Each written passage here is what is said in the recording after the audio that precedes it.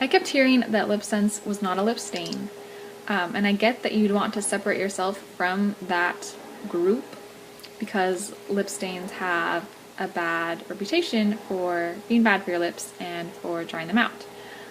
But it seemed to me like Lipsense was staining your lips, like it's not coming off, it's not smudging, so I didn't understand, like, how is it not a lip stain? But people would say, like, oh, well, it bonds molecularly to your lips and blah, blah, blah, and it didn't make any sense to me. So I did some more research on it, and I found this training video that talked about Lipsense and how it interacted with your body and how it protected your skin from the sun. And all of these things sounded believable. It made sense when she was talking about it, but I don't have any type of science background other than a little bit in high school and a little bit in college. But thankfully, one of my best friends, her background is in chemistry and in biochem. So I contacted her and I said, hey Kate, I'm selling this new lip product. I just want to know kind of if you would listen to this clip and tell me what you think about it and help me understand how Lipsense can bond to the lips or how it works. Because if I'm telling people something, then I want to make sure that it's true and that it's possible. And so she listened to the clip, and then we talked afterward. I have my notes here so that I don't forget anything that she said, because she did an awesome job of answering my questions and helping me understand it. So she said that Lipsense there's chemicals in Lipsense. It sounded like she hasn't tried this, and all that she's heard is my experience and then what she listened to on the clip. But she said it sounded like there are chemicals in Lipsense that help the color adhere to your lips. Almost kind of in the same way that paint works. And I kind of hesitate to bring up paint just because in all other aspects, Lipsense and paint are not similar.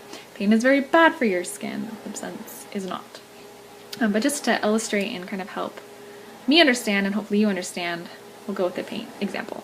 So you put paint on the wall, it stays up there. If you want to take it off, you can use a paint stripper to get it off. If it's something specific you can use to take it off. Lipsense is the same way. You put it on your lips, it adheres or sticks to it, it doesn't penetrate through, and when you want to take it off, you use the oops remover, and you don't have to exfoliate really hard and rub anything, it slowly breaks down the color.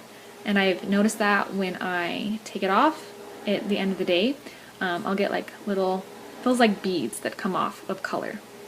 And then I just keep rubbing my lips together until it comes off.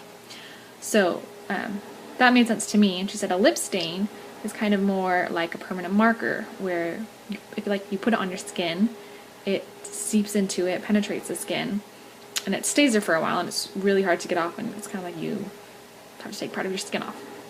And so those are just the two visuals she painted for me. I thought that made sense, and hopefully it does to you.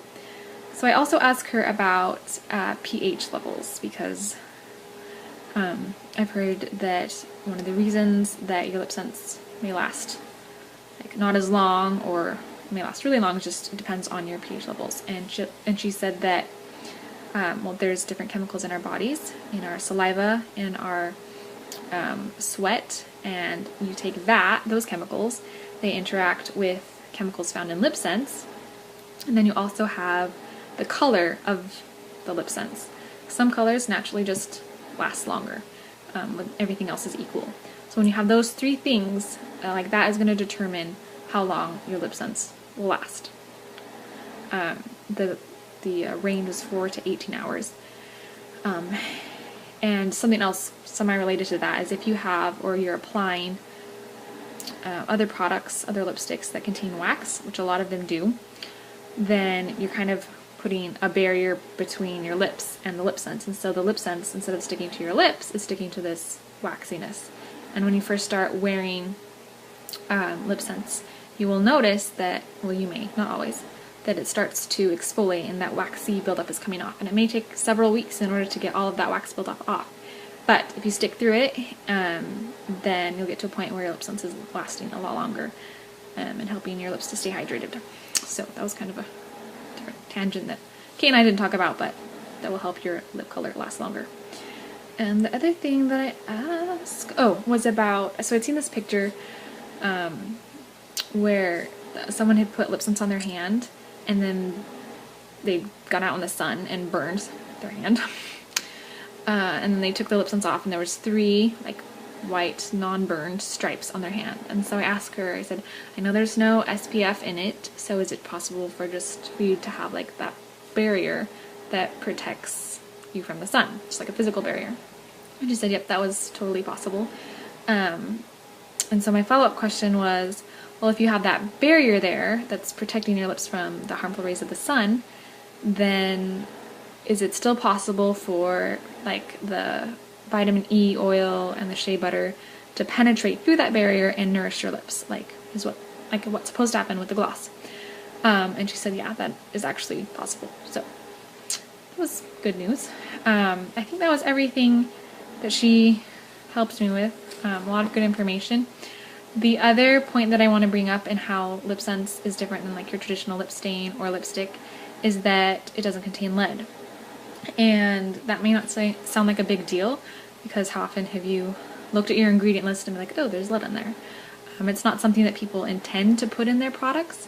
It just, it's naturally found in the soil, in the water, even in the air. And so when these companies take, especially natural elements, they just contain a byproduct of lead. Maybe not byproduct, there's just lead in them.